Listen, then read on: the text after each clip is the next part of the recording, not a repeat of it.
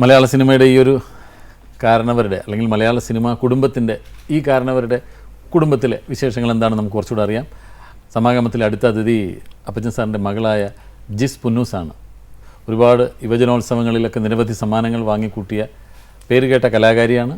ഞാൻ സമാഗമത്തിൻ്റെ വേദിയിലേക്ക് ക്ഷണിക്കട്ടെ ശ്രീമതി ജിസ് പുന്നൂസ്.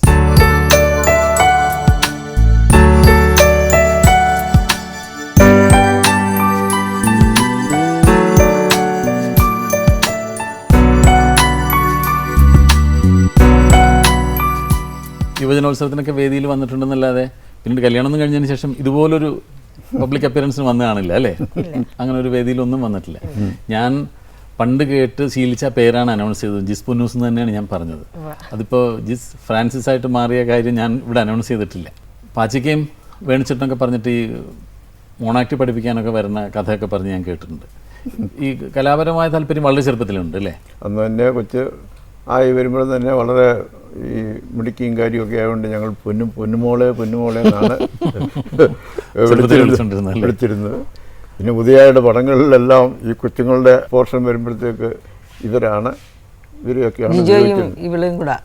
ഹീറോയുടെ ചെറിയ പ്രായം ജിജോ ഹീറോയിൻ്റെ ഇവള്. പാലാട്ടുകുമ്മൻ ഒരു പടത്തിന് അപ്പോൾ ആന കൊച്ചിനെ എടുത്തുകൊണ്ട് പോകുന്ന ഒരു കഥയുണ്ട്, ഒരു സീനുണ്ട്. അപ്പോൾ ഉറക്കി കിടത്തി ഒരു തൊട്ടി ആന എടുത്തുകൊണ്ട് പോകുന്നതാണ്. കാട്ടില ഇങ്ങനെ തൊട്ടിയിലിട്ട് വളർത്തുന്നത് സാധാരണ അപ്പച്ചനാന്ന് ഷൂട്ടിങ്ങിന്.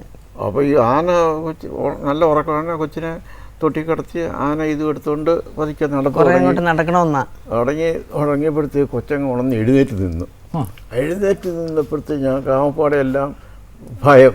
ആനയുടെ ഒരു സ്ഥലം വരെ പറഞ്ഞിട്ടില്ല, എവിടെ വരെയല്ലേ ഓടണം. അപ്പം നിർത്താൻ പോയാൽ അത് നിർത്തിയല്ല, കൊച്ചി തൊട്ടിന്ന് എടുത്ത് ചാടും. കൊച്ചിങ്ങനെ എഴുന്നേറ്റു. ഏതായാലും അന്നേരം ഒരു വയസ്സില്ല. അങ്ങനെ ഉള്ള മുഹൂർത്തങ്ങളെല്ലാം ഇങ്ങനെ പലത് ഞങ്ങൾ കടന്നു കഴിഞ്ഞിട്ടുണ്ട്. ഒരു ഡോളിയെ വെച്ച് ചെയ്യേണ്ട കാര്യം ഉണ്ടായിരുന്നല്ലോ, അപ്പച്ചൻ അത് നാച്ചുറലാക്കാനാണ്. അത് കഴിഞ്ഞ് വെച്ച് ചേട്ടൻ കുഞ്ചാക്കോച്ചൻ വഴക്ക് പറഞ്ഞ് മോണാക്ട് ഒക്കെ ചെയ്യുമായിരുന്നില്ല അന്ന്.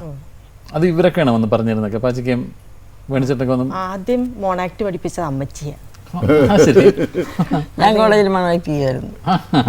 അത് കഴിഞ്ഞ് എൻ്റെ കഴിവിൻ്റെ അനുസരിച്ച് ഇവരെ പിടിച്ചു വെച്ചു. അത് ഡിസ്ട്രിക്റ്റ് കഴിഞ്ഞ് സ്റ്റേറ്റ് ലെവലിൽ പോയപ്പോൾ ഞാൻ ഫാസിലിനോടും വേണുവിനെയും വിളിച്ചു പറഞ്ഞു, എനിക്ക് ഇനിയും അങ്ങോട്ട് അറിയാൻ പാടില്ല, നിങ്ങൾ വന്നൊന്ന് പഠിപ്പിച്ചു തരണമെന്ന് പറഞ്ഞു.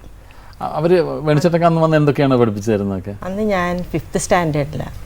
അപ്പം പിന്നെ ഫാസിലാണ് ആദ്യം മോണാക്ട്. അമ്മച്ചി പഠിപ്പിച്ച ആ മോണാക്ട് ഒന്നും കൂടെ മോഡേണൈസ് ചെയ്ത് ഫാസിൽ പഠിപ്പിച്ചു. അത് ഞാൻ 5th സ്റ്റാൻഡേർഡിൽ ഒരു ചെറിയൊരു യൂത്ത് ഫെസ്റ്റിവലിന് അത് ചെയ്തു. അന്നൊരു സമ്മാനവും കിട്ടി. അത് കഴിഞ്ഞിട്ട് പിന്നെ 10th പഠിക്കുമ്പം യൂത്ത് ഫെസ്റ്റിവലിനാണ് ആദ്യമായിട്ട് മോണാക്ട് എന്നൊരു ഐറ്റം സ്കൂൾ യൂത്ത് ഫെസ്റ്റിവലിന് വരുന്നത്. അത് 1976ലാണ്. ആ യൂത്ത് ഫെസ്റ്റിവലിന് സ്കൂളിൽ നിന്ന് തന്നെയാണ് സെലക്ട് ചെയ്തത് മോണാക്ട് ചെയ്യാനായിട്ട്. അത് പഠിപ്പിക്കാനായിട്ട് ഫാസിലും വേണുവും കൂടെ വന്നാണ് പഠിപ്പിച്ചത്. ഈ ഇത്രയും കലാബോധം ഉണ്ടായിരുന്നു, അല്ലെങ്കിൽ സിനിമയ്ക്കൊക്കെ ഇത്രയും അവസരങ്ങൾ, പിന്നെന്താണ് സിനിമയിൽ അങ്ങനെ സജീവമാവാതിരുന്നത്? ഒരു സീരിയസ് ആയിട്ട് അഭിനയിക്കണമെന്ന് തോന്നാതിരുന്നത് എന്തായിരുന്നു? അങ്ങനെ ഒരു ഫീഡ്ബാക്ക് വീട്ടിൽ നിന്നില്ലായിരുന്നു. അഭിനയിക്കാനും സമ്മതിക്കില്ല, വല്ല തൊട്ടിൽ കിടക്കാനോ അത്യാവശ്യം ഡാൻസ് ചെയ്യാനൊക്കെ. എനിക്കും അത്ര വലിയ താല്പര്യമില്ലായിരുന്നു. വീട്ടിലാണെങ്കിൽ അങ്ങനെ ഒരു ഫിലിം അന്തരീക്ഷമൊന്നും വീട്ടിൽ ഞങ്ങൾക്കില്ലായിരുന്നു. ഒരു യൂത്ത് ഫെസ്റ്റിവൽ വരുമ്പം സ്കൂളിലെ ടീച്ചേഴ്സ് തന്നെ ഞങ്ങളെ സെലക്ട് ചെയ്യും. അവർ വേണ്ട പ്രോത്സാഹനം തരും, ചെയ്തേ പറ്റൂ എന്ന് പറയും. അപ്പോൾ അവരുടെ പറയുമ്പോൾ അവിടെ നിർബന്ധത്തിന് വഴങ്ങി സ്കൂൾ യൂത്ത് ഫെസ്റ്റിവലിനെല്ലാം പങ്കെടുക്കും. സ്കൂളിന് പോയിന്റ് കിട്ടുന്ന കാര്യമാണ്. ചെറുപ്പത്തിൽ വല്ല ഫിലിമിലൊക്കെ ആക്റ്റീവ് ആണെങ്കിലും സ്കൂളിൽ പോകുന്ന അതേ രാഗത്തോടെയാണ് അന്ന് ഷൂട്ടിങ്ങിന് പോകുന്നത്. അല്ലാതെ ഞങ്ങൾ എന്തെങ്കിലും ചെയ്യുന്നതായിട്ട് എനിക്കൊരു ഫീലിംഗ് ഇതുവരെ തോന്നിയിട്ടില്ല. കോളേജ് പഠിച്ചിരുന്ന കാലത്ത് 3 ക്രൗൺ ഫസ്റ്റ് കിട്ടിയതൊക്കെ അതൊക്കെ ആ സമയത്ത് പത്രങ്ങളിലെ വാർത്തകളായിരുന്നു, വലിയ വാർത്തയായിരുന്നു. ജിസ് പുന്നൂസ് എന്ന് പറഞ്ഞിട്ട് നമ്മൾ പടമൊക്കെ കൊടുത്തിട്ട് അന്ന് ഞാനൊക്കെ ഏതാണ്ട് ആ പീരീഡിൽ പഠിച്ച ആളുകളായതുകൊണ്ട് അതൊക്കെ അന്ന് ശ്രദ്ധിച്ചുകൊണ്ടാണ് എനിക്ക് ആ പേരൊക്കെ നല്ല ഓർമ്മ. ഇത്രയും സിനിമാ താരങ്ങളൊക്കെ വീട്ടിൽ വരികയും എല്ലാവരുമായിട്ടൊക്കെ അടുപ്പവും ഒക്കെ ഉണ്ടാവില്ലേ? ആരോടാണ് ഏറ്റവും കൂടുതൽ ഒരു അറ്റാച്ച്മെൻറ്റ് തോന്നിയിട്ടുള്ളത്? നസീർ സാറിനോട്, പിന്നെ Bhasi sir, Adoor Bhasi sir, Thikkurissy sir, ഇവരോടൊക്കെ ഭയങ്കര അറ്റാച്ച്മെൻ്റ് ആയിരുന്നു. പിന്നെ ഷീലാമ്മ, ശാരദ ചേച്ചി, അവരോടൊക്കെ ഒരു കാരണം അവരുടെയൊക്കെ ചെറുപ്പ റോളുകൾ ഞങ്ങളായിരിക്കും ആക്ട് ചെയ്യുന്നത്. ഇപ്പോൾ കല്യാണം കഴിച്ചു എറണാകുളത്ത്. എനിക്ക് പിന്നെല്ലാം അറിയാം, ആളുകൾക്ക് അറിയാൻ വേണ്ടിയിട്ടാണ് ഞാൻ പറയുന്നത്.